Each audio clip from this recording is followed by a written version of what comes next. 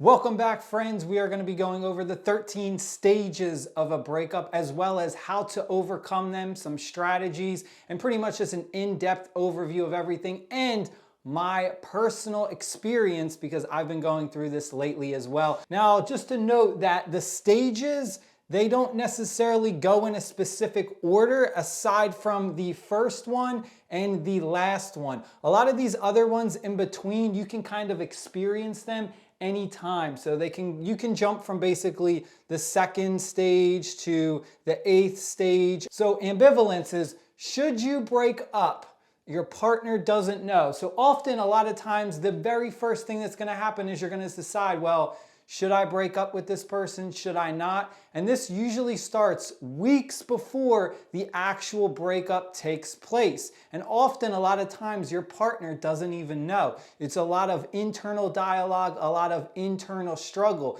The best way to overcome this first one is going to be to talk to friends and family. Pretty much just talking with other people, getting their opinion, just letting them know how you feel instead of trying to make decisions on your own. Often it is very difficult to try and navigate through life on your own. So just having friends or family to talk to. Second one we have is the Euphoric Recall. Now this, I would say, is probably the toughest one and the worst one. I absolutely hate it with a passion. This is the one that I've struggled with a lot when it comes to breakups. And this is when you're already broken up. And this is when you have that they were so perfect moment where you think back and you're like, oh my gosh, they were so perfect. They did this, they did that. All these like amazing things about them, but you broke up with them or even they broke up with you. And honestly, the breakup happened for a reason because two people came together and it just didn't work out. There were things that you didn't like about your partner or maybe your partner didn't like about you. But regardless, this is the one that really gets you to think that you made a mistake if you were the one who left. It also makes you feel like you're a really bad person if the other person left you. It makes you feel like, oh my gosh, I had this amazing person and I'm never gonna find anyone better than them.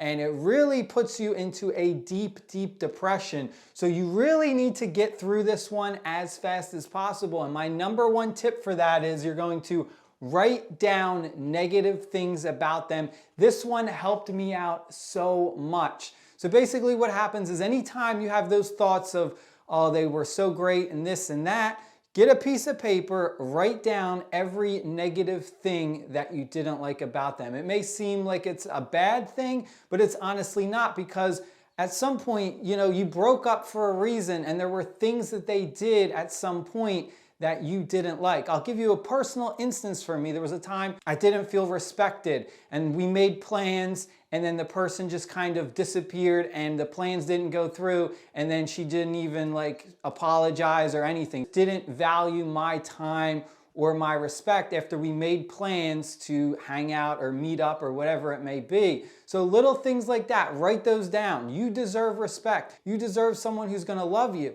So don't let that euphoric recall take over you, because I'm telling you right now, the person was not as good as you think they are in that stage. Third one we have is making sense of all of it. Why it failed, what went wrong. This is where you're gonna be recalling a lot of things of well, what went wrong? What happened? Why did we get to this? Why did we break up? A lot of whys. The best way to get over this is closure. You need some type of closure. And the best way to do it is, if you can, communicate with your ex and kind of ask them, why? What went wrong?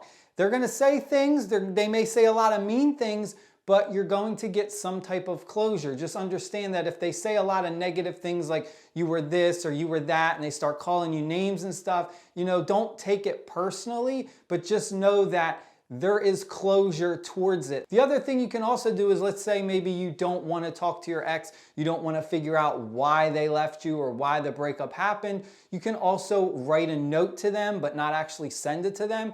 This was one thing that really helped me out when I was going through things, is I would often write notes. Another note-taking thing that I really suggest you do is write a note to yourself as the other person. And that is such a powerful thing. Let me tell you, Do that and you will be like, wow, this is like, you'll have a huge breakthrough. So what you do is you just write a note as the other person kind of like apologizing to you, and it makes you feel so much better, because honestly, necessarily, you're not going to get that apology from them if they did you wrong, if they cheated on you or whatever it may be. But just writing out that letter as them, it really gives you a different perspective on a lot of things.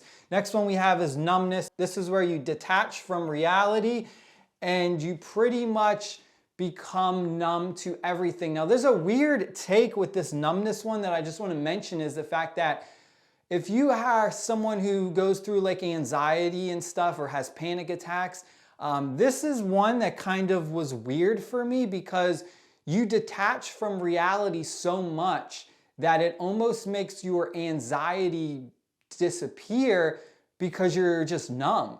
So it actually can be like a weird way where it's like, it's a bad thing, but it's also kind of like has some positives to it, because typically, let's say you go to the store and maybe you're really anxious around a lot of people. When you're in this numbness stage, you go to the store and guess what? You don't have that anxiety because you're just so out of touch with reality, and you're just walking around the store and you're like, wow, for some reason, I'm actually not anxious.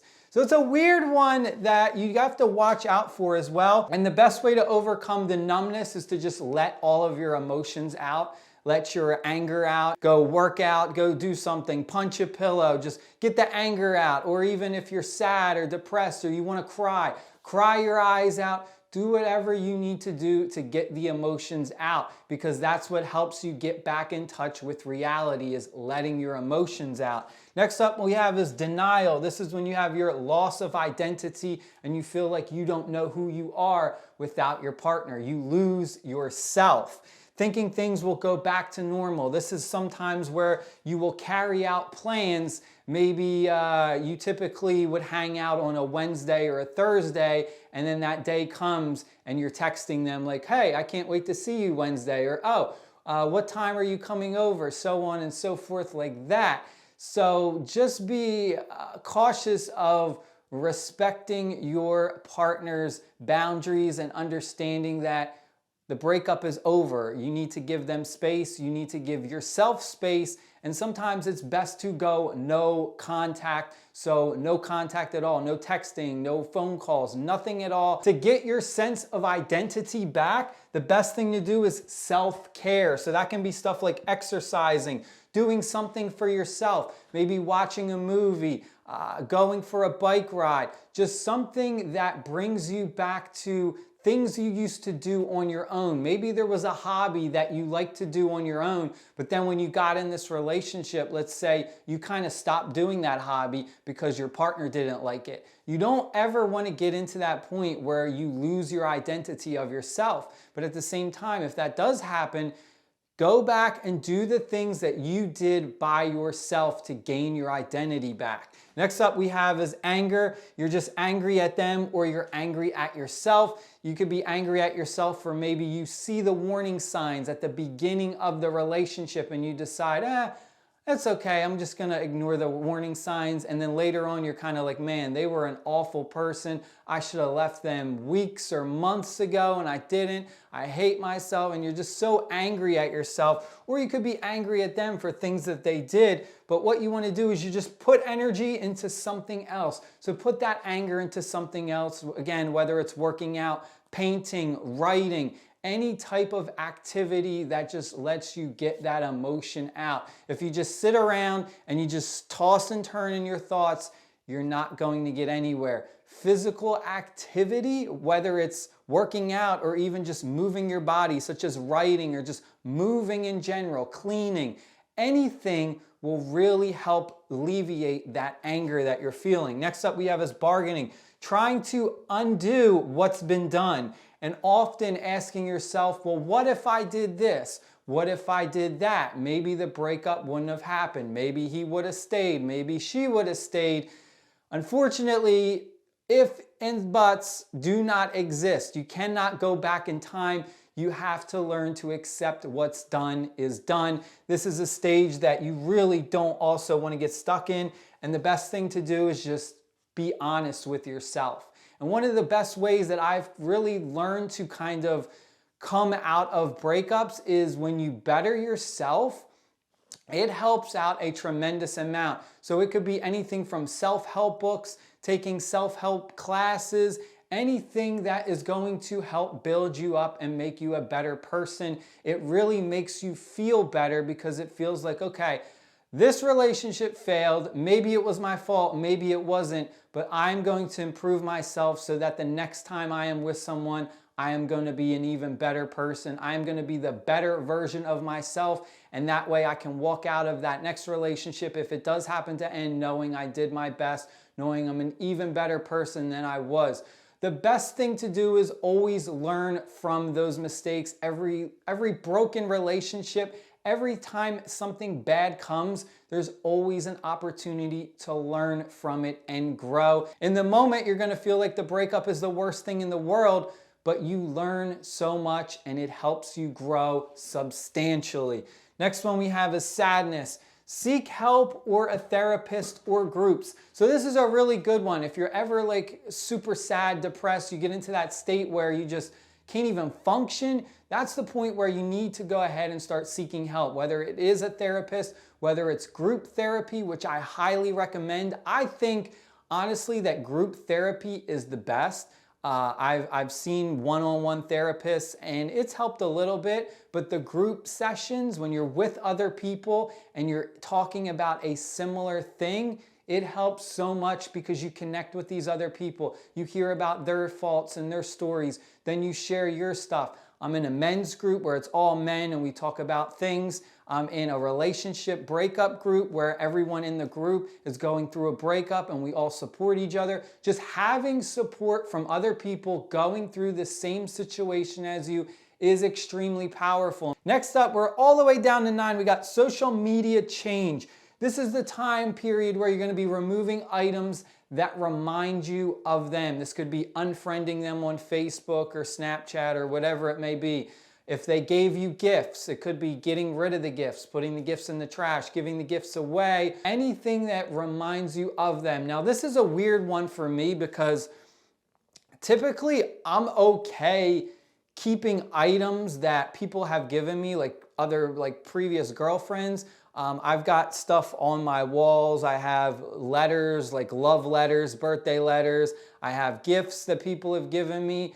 And I personally don't look at it like items in a negative way because I just have so much love that like at the time, you know, you get upset and everything, but I always look at it like I have love for that person no matter what, because like they came into my life for a reason.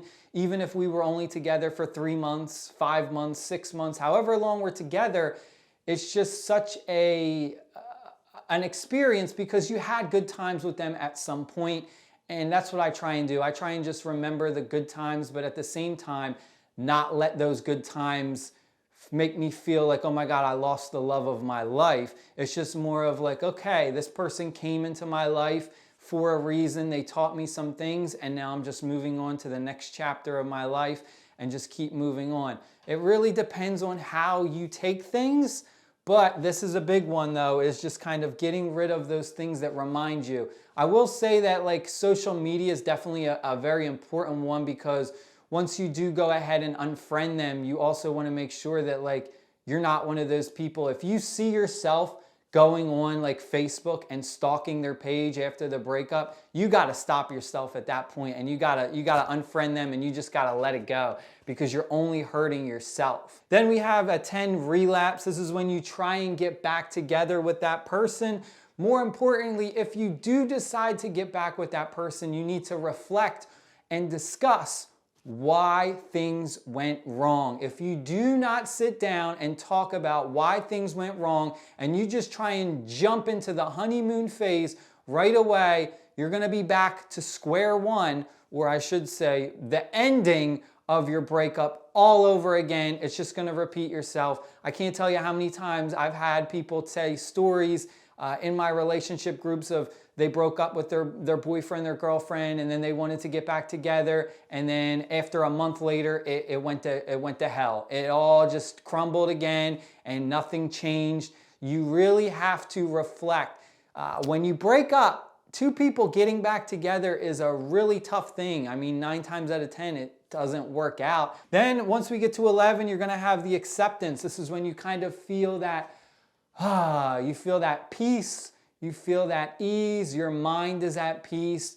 You're almost in this like meditative, like calming state where everything is gonna be okay, and you accept the breakup and you accept the fact that, hey, I will be okay, because guess what? You will be okay. This one we have is compare dating phases. This one can be a bit tough and it's kind of situational. This is when you're ready to go ahead and start dating other people, and then you start comparing them. So maybe you find a new guy, a new girl, and you're out and you're doing something and you're kind of like, well, this new person's nice, but they don't maybe make me laugh like my ex did, or they don't tell the same jokes that he did, or they don't do this, or they don't do that like my ex did.